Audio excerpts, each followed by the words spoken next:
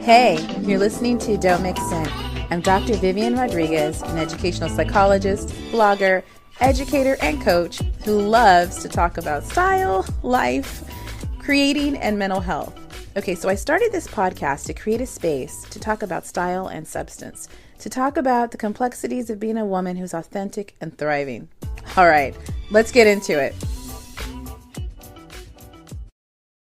In this episode, we're going to be talking about why emotional regulation is the jam to elevate your life. We're going to get into what is emotional regulation and then get into some easy ways to build this skill. So you like Amazon, but you don't know what styles to get? Go ahead and check out my Amazon Live. I'm an A-list creator, which means I do a lot of lives and people like them.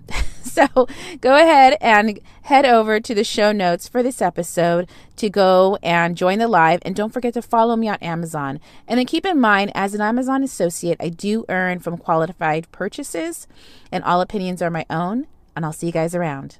Hey, I know you guys do not have a ton of time to just be scrolling through social media. You got better things to do, right? So that's why I revamped and relaunched my Fave Finds newsletter. And what I did is, it's kind of in case you missed it. So I scour through the internet to find some styles for midsize and curves. And I also add just some different podcast episodes or books that I'm into lately, just some good stuff for your email inbox. So go ahead and head over to the show notes for this episode to sign up for my Fave Finds. And don't worry, I'm not going to spam your email inbox. It'll be some good stuff.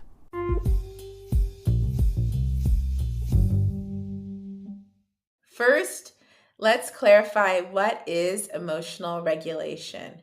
In a nutshell, it's the healthy management of your emotions. It's the opposite of those moments when our mood can take over. You know, those times when you flip your lid and your emotions run the show.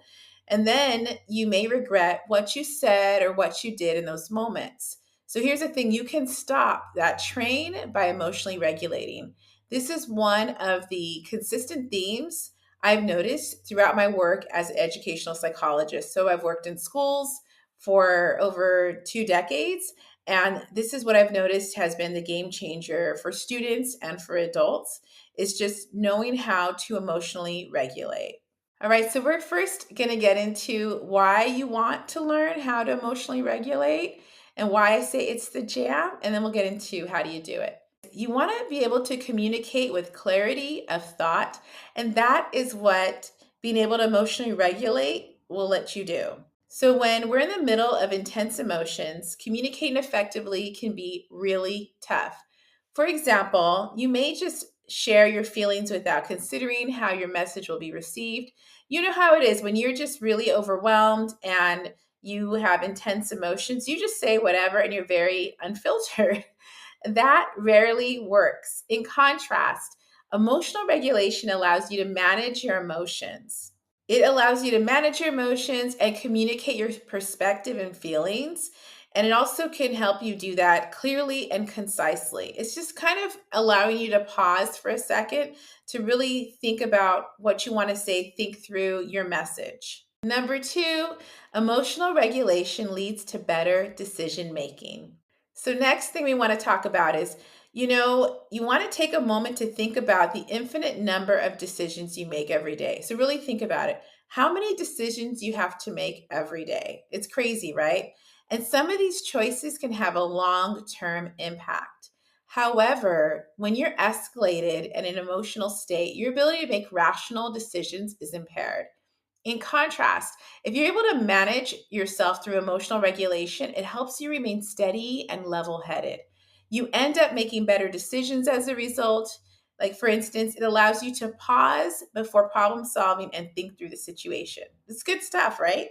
Overall, emotional regulation is going to help you just have better well-being. Having more control over your emotions gives you more control over your life.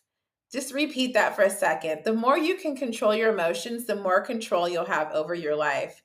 You will have a more balanced reaction to situations that would have derailed you in the past.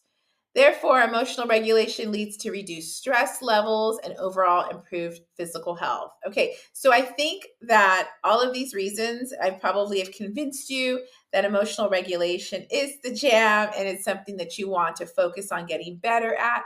So now let's talk about how do you practice emotional regulation. First is good old mindfulness. You've probably heard about mindfulness, and the reason why is because it's an excellent tool for becoming more aware of your emotional state. It's to ground yourself and get back to your body. For example, you can take a few minutes each day to have some quiet reflection time. This can range from taking a brief walk while attending to your thoughts and emotions without judgment. That's like the key is just not judging what's coming up, just kind of sitting there, but letting it happen. Similarly, try engaging in easy repetitive tasks such as washing the dishes, folding clothes, or coloring. The goal is to stay present. So for me, I do hear mindfulness a lot, and the first thing I just think of is just like deep breaths and things like that. But there are so many ways to engage in mindfulness that are just part of your everyday. It's just trying to stay present when you're doing these types of repetitive activities. So when I wash the dishes, for instance, I just try to focus on feeling the water and feeling myself like washing each dish, each item. So this kind of mundane chore turns into a moment where I can be quiet and reflect. All right, next one, get your emotional regulation on with personal mantras. Your biggest critic is you.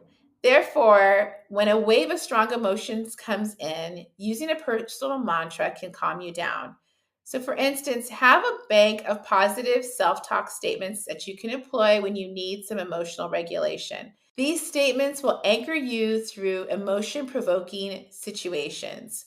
For example, telling yourself, I can do this, or this isn't about me, can help you work through a situation. So, just having a bank of these personal little statements will help you get back on track when you're feeling overwhelmed, derailed, and when you feel like those emotions are taking over.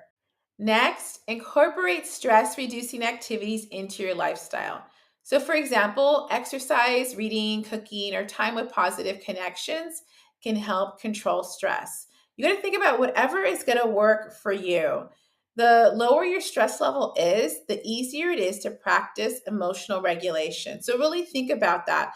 If you are, experiencing high levels of stress all the time and that cortisol is just like rushing through you, it's going to be hard. It's going to be just even harder, I think, actually, to practice any of these mindfulness skills. So keeping your stress level low is going to make it easier for you to pull out those skills and actually be able to apply them.